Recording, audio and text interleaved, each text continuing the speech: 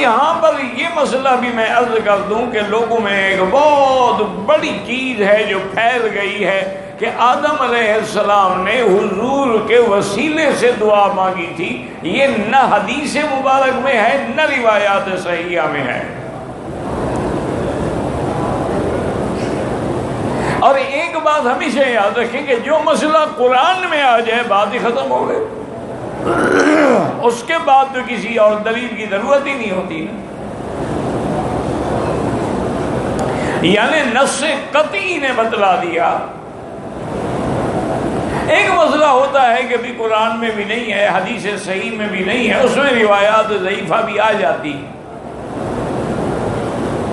لیکن جب قرآن نے بتلا دیا کہ آدم کی توبہ جو قبول ہوئی ہے وہ کس دعا سے ہوئی ہے کہ ربنا ظلمنا انفسنا ان لم تغفر لنا وترحمنا لنكونن من الخاسرین. یہ دعا ہے جو آدم نے کی، اللہ نے خود سکھلائی. اور کچھ سمجھا بھی کرو اللہ کے دین کو کہ اللہ نے آدم کی پیدائش کا ذکر کیا،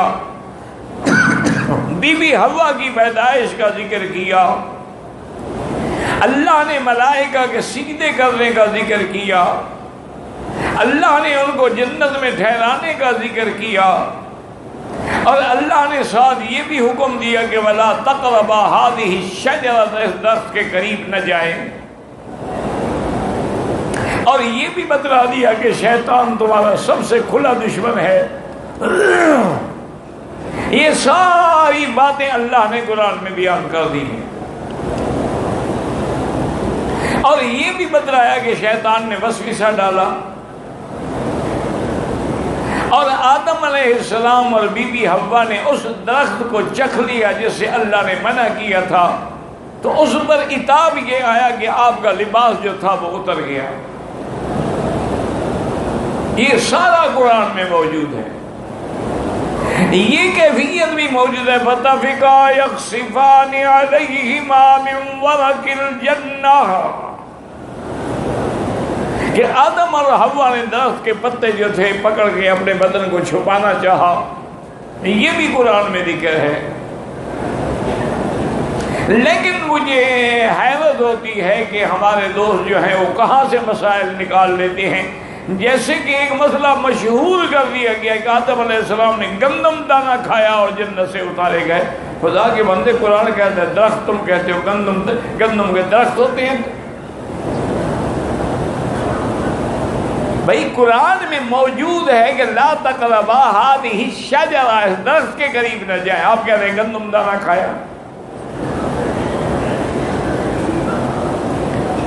اسی طرح یہ بھی انہوں نے مشہور کر دیا ہے کہ بھئی آپ نے حضور کا نام عرش پہ لکھا ہوا دیکھا تو آپ کے نام سے وسیلہ پکڑا. بھئی جب قرآن نے حضرت آدم کی ہر بات کا ذکر کیا، صرف یہ وسیلے والی بات ذکر نہیں کی. تو جیسے تم نے درخت سے گندم بنا لی ہے نا، وسیلہ بھی اسی طرح تم نے بنایا ہے، نہ قرآن میں ہے نہ کسی صحیح حدیث میں ہے. نوح علیہ السلام نے اپنے بیٹے کے بارے میں دعا کی، اور اس کے بعد انہوں نے کیا دعا مانگی تھی کہ اِلَّا تَغْفِرْ لِي وَتَرْحَمْنِي لَأَكُونَنَّ مِنَ الْخَاسِرِينَ. قرآن میں موجود ہے. تو نوح علیہ السلام بھی کہیں گے نفسی نفسی نفسی، میں خود ڈر رہا ہوں.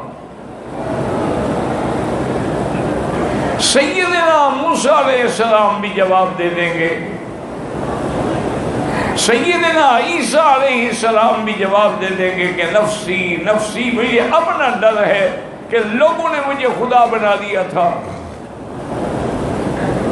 یہ ڈر کیوں ہے جب اللہ نے ان کو دنیا میں معاف کر دیا، خبر بھی دے دی کہ ہم نے معاف کر دیا؟ تو کیا ان کو نعوذ باللہ اللہ کے وعدے پر کوئی شک تھا کہ آج وہ ڈر رہے ہیں؟ تو یاد رکھے، بات کو سمجھیں کہ ایک ڈر ہوتا ہے گناہ کے خوف سے، ایک ڈر ہوتا ہے دشمن سے، اور ایک ڈر ہوتا ہے دل میں عظمت اور خشیت سے، کہ ان کے دل میں اللہ کی جو عظمت و جلال تھی اس کا ڈر تھا کہ اس کی مرضی پھر بھی پکڑ لے، چونکہ وہ یفعل ما یشاء ویحکم ما یرید، وہ تو معاف کر چکے ہیں، مطمئن ہیں، لیکن اللہ کی عظمت دل پہ ہے۔ اب جیسے دیکھیں نا، دنیا کے اندر آدمی دشمن سے بھی ڈرتا ہے، استاد بھی آ جائے تو بچے ڈر کے مارے خاموش ہو جاتے ہیں، تو استاد کو کوئی وہ جانور تو نہیں سمجھتے، استاد کا دل میں ادب ہوتا ہے، عظمت ہوتی ہے، رعب ہوتی ہے، جو بچوں کو خاموش کر دیتی ہے۔